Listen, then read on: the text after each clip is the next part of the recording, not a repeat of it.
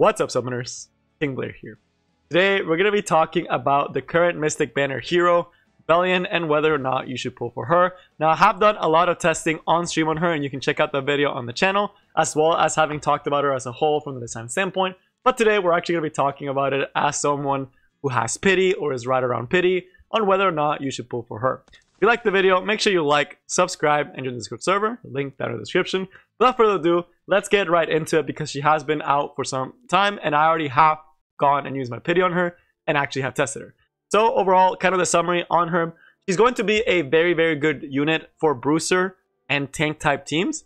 Right now, she is a really good unit for high level RTA in particular. She's also a really solid arena defense unit when paired with things like Angel and Angelica and Maid Chloe, and people have even been testing her in Guild Wars defense, especially using the injury set to make it so opponents can't tank you out. So she actually has a lot of PvP uses. Although I don't see too many PvE uses, she can actually apply slow, which is pretty nice. And because her skills are always AoE, you could potentially even take her to things like Asimicon, right? Because her S1 damage is actually way, way higher than I expected.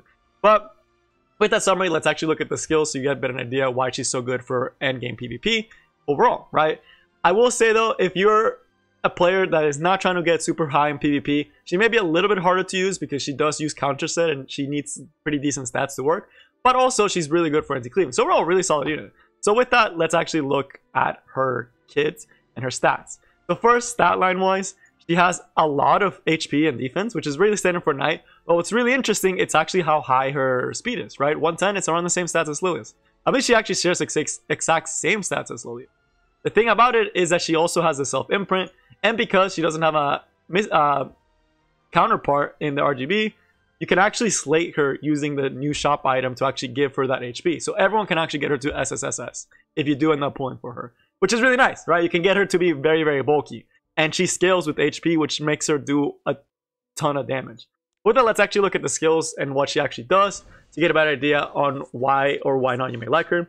So first, the S2 is going to be an AoE attack that has a 50%, 65% chance after you scale it up to actually remove one buff, right? That's a pretty good chance.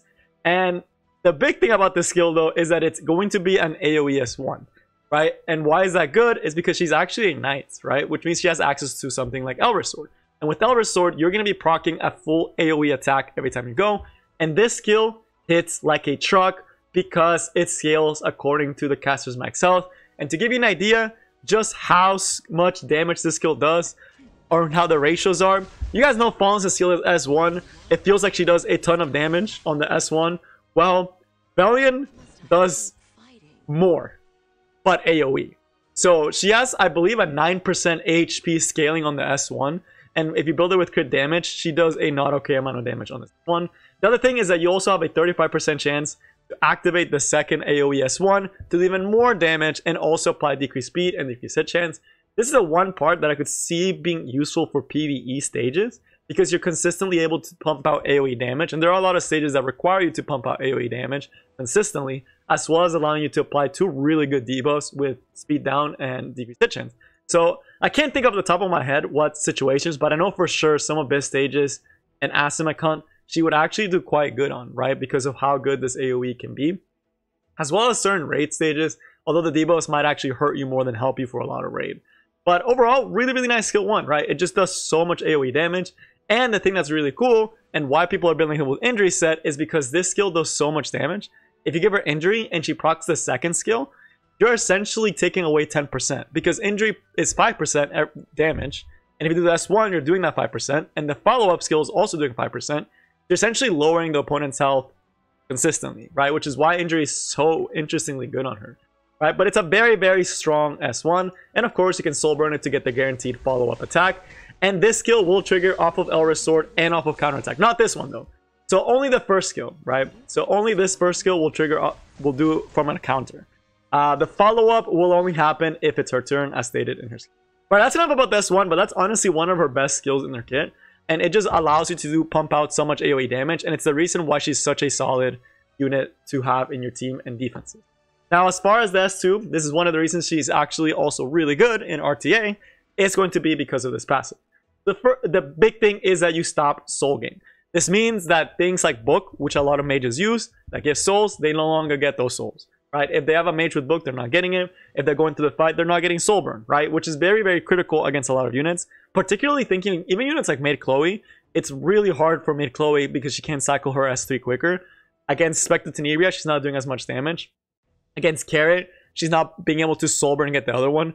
Against A Tywin, he's not able to cycle you with S3 soul burns, right? There's a lot of situations where cutting the opponent's souls is extremely valuable, and it's one of the big reasons why she stops Pavel Cleave, right? And a lot of people are not using Pavel Cleave as often now if she's potential of being on the board, as well as something like AOL, right? Herself alone in RTA, you have to remember that they can always just ban her, and they tend to do if they want a Pavel Cleave. So assuming that Angel Light or you have Sage Ball and you're forcing them in that situation, then you're going to have a much better time against Cleave, right? So that part, really, really amazing. The second part, you get a random buff, right? And you get increased effectiveness, crit hit chance, or healing. I will say the effectiveness one is really nice because it allows you to hit tanks like Knights, like Kral and Fallen Cecilia, with the S1 follow-up, as well as with the S3, that's the Provoke. Right, so the effectiveness is probably my favorite one. The crit hit chance, some people like to go for 50% crit, but I don't think it's consistent enough. So I would still say to go for at least 85% crit. And if you get the crit hit chance buff, it's just a nice little addition. And then the healing actually gives you some sustain in a fight. But again, pretty nice S2. Nothing too crazy outside of RTA though, since it doesn't do much for the soul gain, right? And then of course her S3, which again is going to be an AoE attack that scales with her health. Again, she's going to be doing dummy damage with this skill. And it also pushes combat readiness by 20 to 40% and provokes for 1 turn. And it gives her an increased defense, right? Not the craziest S3 on the planet, but the main reason you're going to be using this skill is to disrupt the opponent's flow, right? Make sure that they're not getting the timings that they have on their team properly. And potentially provoke things like Crawl, if you are able to actually get that effectiveness buff, right? Because then you'll actually be able to potentially hit Crawls since you have that extra effectiveness, and it can throw off the turn order quite a bit. But the big thing is it also helps you lock down Landies, it helps you lock down Stennis. If they don't have a cleanse, they're going to be forced to attack into her with a defense buff to a very tanky unit that could potentially counter with a very critical S1, right? So not the craziest skill, but it is really nice, and it's also really nice that she gets increased defense off of it. So all in all, really, really solid unit. The way that most people are using her is actually either on counter set or injury set, and even some people with speed. So to quickly go over each of the builds, for the counter Belian, essentially what you're trying to do is maximize how many times you're using this S1, because this S1 actually chunks. I highly suggest you go into Epic 7 damage calculator. I'll link it in the description.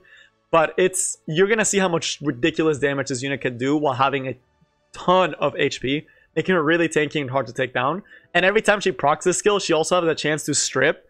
So it's really, really nice. So you're really making use of the first part of this S1, where you're attacking with that first AoE, you're stripping, and you're doing a ton of damage to the opponent. That's the counter Elris sword. It's one of the more popular builds just because of how much damage she can do, and because it feels really nice when she counters a bunch of times and the opponent never gets any buffs. The other build is going to be Injury and Elris sword. Again, Injury Elris, you want to get more S1s because you're able to do a more injury set. And you're also trying to get a lot more speed so that you're actually able to cycle and do the double S1, so you're able to cut more HP as you're going. And the idea behind it is that that one's going to be the best one for Guild Wars defense and for Arena defense, as well as even for RTA. Because the thing that it makes it is a lot of times against Belian, people will try to take things like a Ravi, or even think like something like, mainly a Ravi, and like healers like Maid Chloe that you may want to take them into. If you're S1ing them consistently and dropping their HP, not only are you dropping their health, so they're not doing as much damage for someone like a Ravi, you're also just making it harder for them to heal them, making it so they can't really heal back to full and mess you up afterwards. So it really lets her be almost a solo DPS if she's on injury set, just because over time she's going to be like an attrition type unit. Just slowly but surely breaking down the team, taking off their advantage, taking off as much healing as you can. That's the injury build, and usually again Elris sword, because you want to get as much injury as possible with this big AoE skill that you do have off of Elris sword. And then of course the last build is going to be the speed build. The speed build actually surprisingly uses Justice for All, although it can also use Elris. The idea behind the speed build is one of two things. You're either there to do a lot of damage and be reliably doing damage, so that one will be more for the Elris or Justice for All, or the other one's going to be for control, right? And the control variant, you're definitely using Elris, because what you're trying to do is consistently take off buffs and apply this decreased speed and decreased hit chance, right? You're trying to cycle to try to get to the second proc, And to do that, you need to have the speed set so that she's actually taking turns and she can actually trigger the soul burn and trigger that second S1. So that's the three builds that most people are going for. I've tried all except injury, and I definitely really like the counter one because every time she counter attacks, this S1 does so much damage, right? You don't get this follow-up from a counter, but it's still a ton of damage, right? Just because of the base is so high. So that is going to be it for Belian. So whether or not you should pull for her, she's one I actually would suggest you highly, highly consider. If we look right now, and she's only been out, think about this, she's only been out for like 2 to 3 days. A lot of people have already put her in her arena defense. If you're someone that really likes arena and wants to climb higher in arena, she's actually an incredibly strong unit, right? Because she's actually able to pump out so much AoE damage. As you see here, Belian, Belian, Belian, right? Belian, Belian. You see her in a lot of defenses. A lot of top guilds are actually starting to play around with her in defenses because she's just so good at what she does, right? She stops cleave because you take away the souls. She's super tanky, so she's hard to one-shot. And if she's on L-res and counterattack, she's doing a ton of damage to the squishy teams, right? And if it's on injury, they can't even tank you out, right? Which a lot of these are probably on injury L-res to make sure that the opponent can't tank you out and that you're slowly going to be killing them and just winning the fight, right? So really, really cool to see her actually be this high up in arena. So I actually would suggest you actually think about pulling for her if you're someone that wants to be more competitive in PvP, because she's going to be a very good unit for RTA for you and for arena defense. Granted, if you're someone that doesn't play too much RTA and doesn't really care too much about arena defenses or Guild Wars defenses, then it's not the greatest unit on the planet, although she does have some potential for PvE if you've ever needed some AoE. So we'll say she's a very, very good unit, but I could see early game players having some trouble actually building her. So I would say, yeah, you just think pulling for her. I personally pitied for her, and I have zero regrets. And we do know the next banner is most likely going to be Judge Kisa rerun. So with that, I will end it right there. Hopefully this makes you understand how she kind of works better. She's definitely more tailored towards bruiser type team compositions and to tank type team compositions. But for sure, really, really fun unit. It's so satisfying to do ZS1. And the big reason why she's actually so good is actually just how much damage ZS1 really can do. So yeah, hopefully this helps, and I will see you next time. Peace.